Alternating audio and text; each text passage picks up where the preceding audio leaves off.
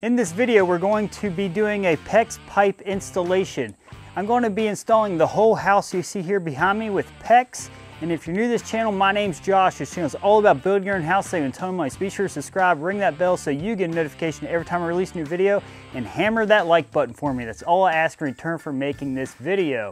So if you have never done any plumbing before, this is going to be your complete guide to installing PEX plumbing in your house. Let's get started. The type of PEX we're going to be installing in this house is called PEX Type B. This type of PEX does not require an expanding tool. This just is secured onto the fittings using a crimp ring. I'm going to show you all the tools and accessories you're going to need to do your job. And this comes in either red or blue. You can buy it from Lowe's or Home Depot. You can get it in 100-foot rolls, or you can buy it in 20-foot sticks like you see here. So it depends on the size of your project, what kind of length you need. You don't have to use red for hot and blue for cold. You can use all blue or all red for all the plumbing, but I like to use the red for hot and the blue for cold. It's just easy to see visually where my pipes are going. All right, let me go ahead and show you all the fittings that you're going to need for your project. The tools you're going to need is a crimping tool for securing the rings around the fittings. You're going to need a way to cut pipe, and I just used a ratchet style pipe cutter. This is simple and fast and effective. Then we use what's called a go or no go tool, and this confirms if our fitting is on the proper way. And this will come with this tool if you get it from Lowe's or Home Depot. It comes with the kit. And then here are the rings that are used to secure the pipe. They're just little copper rings. This is 3/4, this is 1/2 inch, and they come in bags like you see here. And here are brass fittings, and you can get brass or plastic. I'll show you the plastic ones here in just a minute, but these are about twice the cost of the plastic. But I figured if I'm going to be doing the job, I'm going to try to do it the best I can the first time. So you're going to need some 3/4 inch tees, and this is a reducing tee. This is 3/4 to 1/2 inch. You're going to use a good bit of those if you're going to be doing a whole house. This is just 1/2 inch elbow, and this is a 1/2 inch coupling, and this is a 3/4 inch coupling. This is for extending your pipe. This is a 3/4 inch elbow. This is clearly to do a 90-degree elbow. And I just want to point out the blue color wrapper will be indication of if it's 3/4 or 1/2 inch. Notice the 1/2 inch sizes have a pink wrapper, and blue goes to the 3/4, and that's in the Shark Bite brand. So it all depends on which brand you get. And then you're going to need a 3/4 inch shutoff valve for your main shutoff in your house. And these are what I get in plastic. These are the only plastic fittings I buy, and they're just plugs to do your pressure test to confirm that you will not have leaks when you turn your water on. So always get those in plastic. No use to get those in brass. Then here's the plastic version of the reducing tee, but you can get any of the fittings I showed you in this plastic. I just prefer the brass myself. And then what you're going to need for securing the pipe are these half clamps. They come in 1/2 inch and 3/4 for whichever pipe you're going to be securing. There's the box of them. And then for the pressure testing, I get a gauge like this that's hooked to a Shark Bite adapter, so I can put it on one end, and then I get the valve stem with a Shark Bite adapter for the other, so I can take this off and on and use it on different jobs. Then in this house, I'm going to be installing this anti-siphon, anti-freeze spigot. And we got an ice maker, and this is Shark Bite brand with the PEX fitting. And I already installed this washing machine outlet box, and I got a video on how to do that, and I'll put a card up above so you can watch that. You're going to need a drill with a 7/8 inch bit and a 5/8 inch bit, and this is for your 3/4 inch pipe going through the floor and studs, and this is for your 1/2 inch pipe. And this is a tool that's used to cut the crimp rings off later if you made a mistake and reuse the fitting. But honestly, you can avoid getting this. I would, because you really don't need it that often. And this is a pair of pliers. I'll show you how to use these with this installation in here in just a bit. And your simple tools like a tape measure, pencil, and a tool bag if you're going to be doing a large job, so it's easier to get to everything. The first fixture I'm going to install is this outdoor spigot. This is that anti-freeze one I showed you earlier. And I already ran the main water line going into the house. I'll put a link to a video up here showing you how that went in if you need to know how to do that. And the main thing about these anti-freeze spigots is they need to tilt downwards like that when you install it in through the wall. If you have it flat, it's going to freeze and bust. And the reason why that is, when you put it on an angle like this, when you shut it off, the water will shut off from up here. It'll drain out this copper pipe and then out before it freezes. So really important. Do not install this level or like this. You want to install it like that. So I'm going to go ahead and drill all that out and get my PEX ran through the wall and clamp it together, and I'm going to show you how to do all that. Let's get started. I already have this hole pre-drilled, but I want to show you when you drill this out, make sure your drill's tilted slightly upwards if you're drilling from the outside, so that way it gives the spigot a slope. Another great benefit to PEX when going through garage walls like this, it has less of a tendency to freeze and burst, unlike CPVC or copper. What I'm doing now is fishing the 3/4 inch PEX pipe through the studs before I anchor the spigot to it, because it's easier to do it now than it is after the spigot's through the wall. And this video also illustrates a great trait that PEX pipe has, the ability to flex up and down without having to put elbows in for joints. So this is our first PEX joint, so check the factory end to your PEX if it is one. Make sure it's square. If it isn't, just take your cutting tool, put it over the part you want cut, and snip it off to where it's nice and square. We like a nice square cut. And then we're going to take our fixture, in this case it's a water spigot, and you're going to slide your 3/4 inch crimp ring if you're using 3/4 inch pipe, and 1/2 inch if you're using 1/2 inch pipe. Put it over the pipe first, and then slide your fixture into the piece of PEX. Then slide your crimp ring about 1/8 inch from the end of the pipe. You don't want to have it too close or too far apart. 1/8 inch is about right. And what I like to do is take a pair of needle nose, go over that crimp ring and crimp it on tight so it doesn't slide around. And now we're going to use our crimping tool, the 3/4 inch hole part, and then we're going to put it over that ring. And you want to make sure you're center of the tool. So right there, and then go ahead and clamp it on really tight until your tool locks. So your tool's just going to be hanging there if it's crimped on right. And then you release. So your tool is going to come with this go and no-go gauge. And this side is the go side, and this is the no-go. You can tell the go side by the hole that's out of the side of it. And this should go right over that crimp ring. And now if you switch over to the no-go, it should just barely not go over it to where it won't let it go over it. So that's how you can check to make sure you're crimped on properly. So what I like to do before I go into the basement or crawl space to run the main trunk of the PEX piping is go ahead and stub down all of my pipe through the floor, so when I get down there I can know where I need to run my trunk and where to branch off to. So what I need to do is go ahead and drill through the floor to where it's going to be. So at a sink, we know we need to be 8 inches apart for our hot and cold and 3 inches away from the wall. So let's go ahead and mark 8 inches apart from the center of your sink drains. I'm going to go up through the floor, so I'm going to come 3 inches away from the wall. And now what I'm going to do is just drill right through the floor to where that's going to be coming up through. Okay. And now I'm going to cut 2 pieces of the PEX pipe, one red, one blue, and they're going to be 3.5 foot long. So it doesn't have to be perfect. And the reason why it has to be 3.5 foot long is because we need to have 21 inches to the top of the pipe. Be sure when you stub these pipes through, you put the red on the left and the cold on the right, so that way there's no confusion. So as you can see, there's a lot of pipes that need stubbed through the floor before you go down into the crawl space or basement.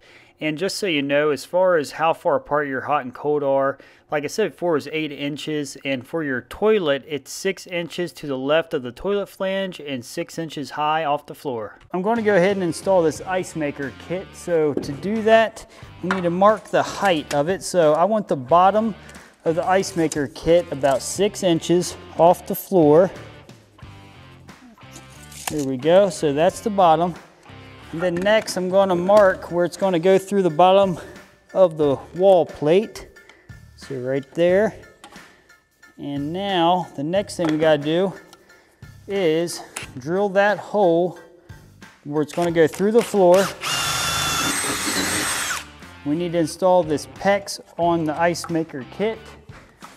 And in order to do that, we need to put our 1/2-inch crimp ring over the pipe, slide it over the ice maker kit, and then we're going to go ahead and clamp that on. And then I use my needle nose to get it initially on. And now we're going to use our crimping tool and get it secured into place. And the reason why we have such a long piece of PEX because it has to go through the floor and below the floor joist to connect to the main trunk of the PEX pipe. So now we're going to go ahead and fish that through the floor. And right there is about where we want it. And now we just secure that using drywall screws in this little nailing flange.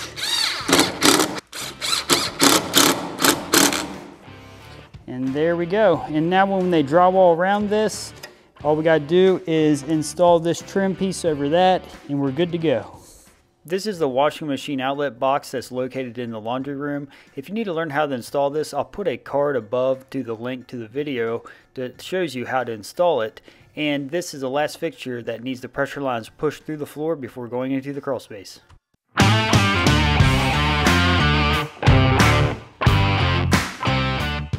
The best method for these 100-foot rolls is to unravel it and straighten it out before you go in the crawl space.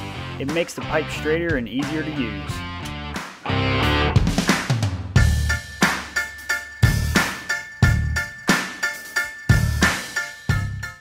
These are the pipes we stubbed down through the floor earlier. These are our targets we're shooting for when we run the main trunk.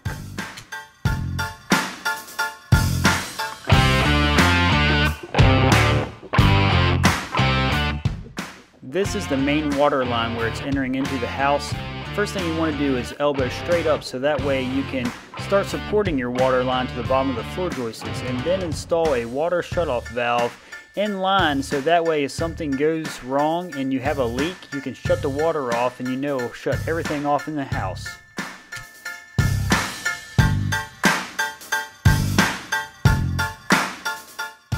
And always check your connections using the go and no go tool.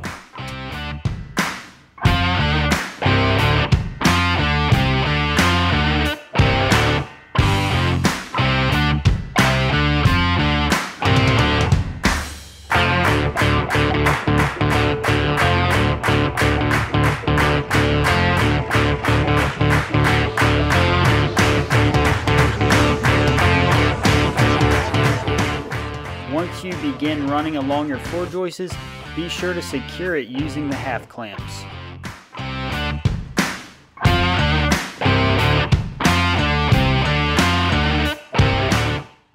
I just ran the pipe straight until I came to an intersection where I had to use a T to continue running.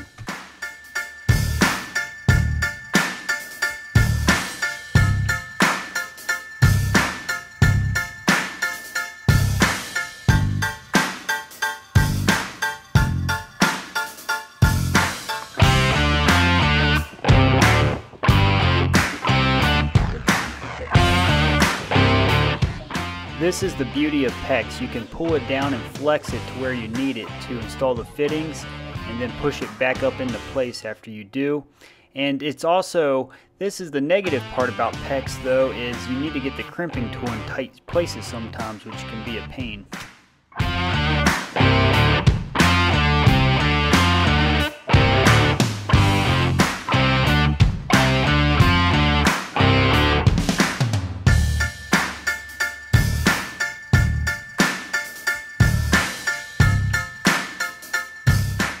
Here's a situation you could only do with PEX. If this was copper or CPVC, you could not do this joint and flex it into place like you see me do here.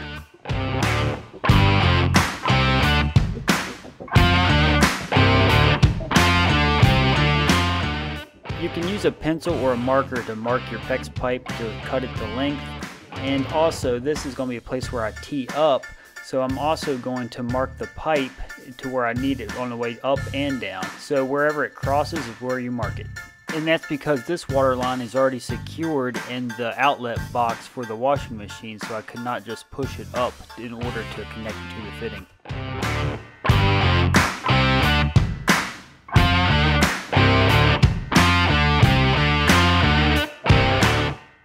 Some people call this method trunk and run, or they call it trunk and branch. It means the same thing, but I just want to let you know that.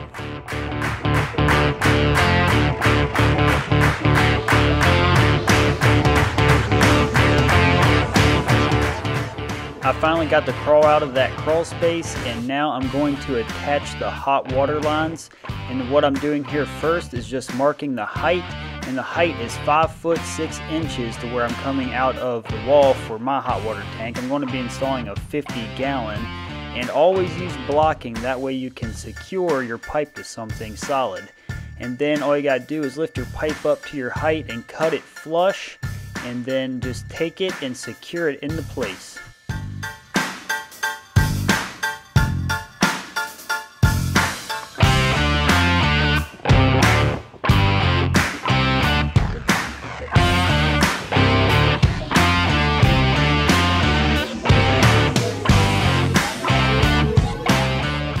All I'm doing here is elbowing straight out from the wall, and this is 3/4 pipe, just to remind you. So you run your main water supply right to your hot water tank, and then this is the beginning of your hot water lines coming from your hot water tank, of course.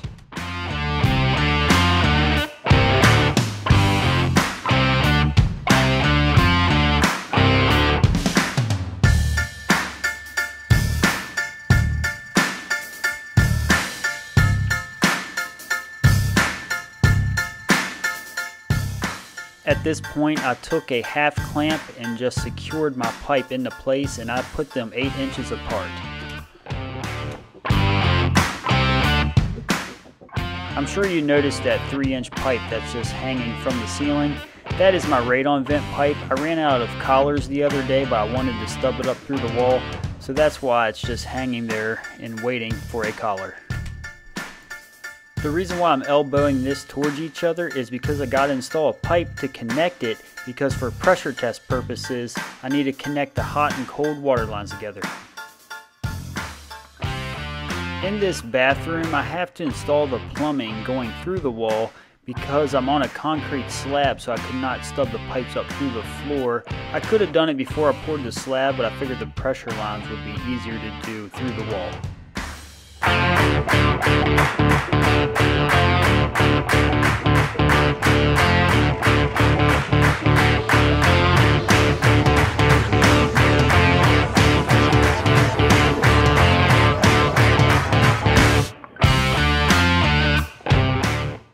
Something you may want to keep in mind if you're doing this project is you got to put nail plates wherever you have pipe going through a stud, so that way when the drywall people, or if you're hanging a picture or something of that nature, you don't drive a nail right into your plumbing pipes. And you also do it for electrical, just FYI.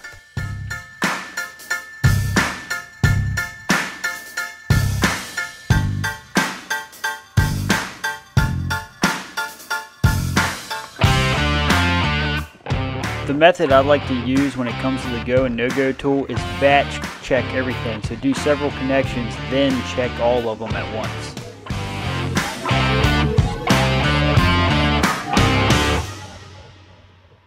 I'm installing the reducing keys for my sink supply lines, and these are going to reduce the line from 3/4 to 1/2 inch and stub out just enough to connect my sinks to. And if you're curious how far out, you need to be out 3 inches from the wall.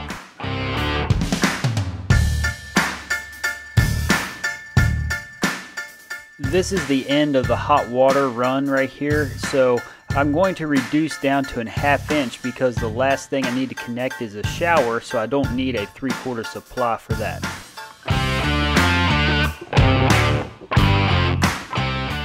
I'm going to tee down to supply my toilet with water, and I'm also going to reduce down to 1/2 inch because I'm going to be ending at the shower just like the hot water.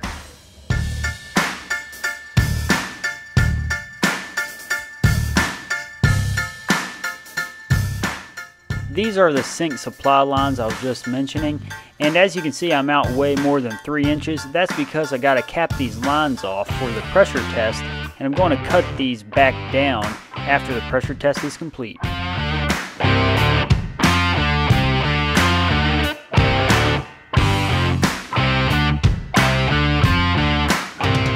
I'm going to elbow out to supply the toilet with the water, and in order to have the correct height, I need to measure off the rough floor 6.5 inches.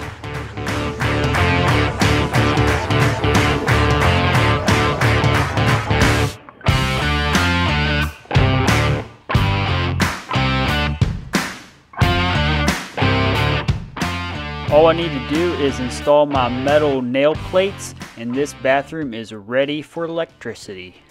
You're wondering, what do we do with all the other 1/2 inch pipe that's stubbed up through the floor for the shower, for the sinks, for the kitchen sinks? Well, what we do now is we go through with these 1/2 inch plugs. They look like this, like that. And these little plugs go down in the pipe, and they plug the ends like you see me do earlier in that bathroom. And the reason why you do that is because when you pressure test, that's the only way you can seal off these tops. And then after you're done your pressure test, then you cut these off the exact height you need. For sinks, it needs to be about 21 inches to the top of them before you do your sink installation. So, all right guys, that's going to be for a next video on how to pressure test. So be sure to subscribe if you want to check that out when I release it. And I'm gonna get a lot of stuff done here yet, so I wanna say thanks a lot for watching. Be sure to subscribe, and I'll see you in the next video. Peace.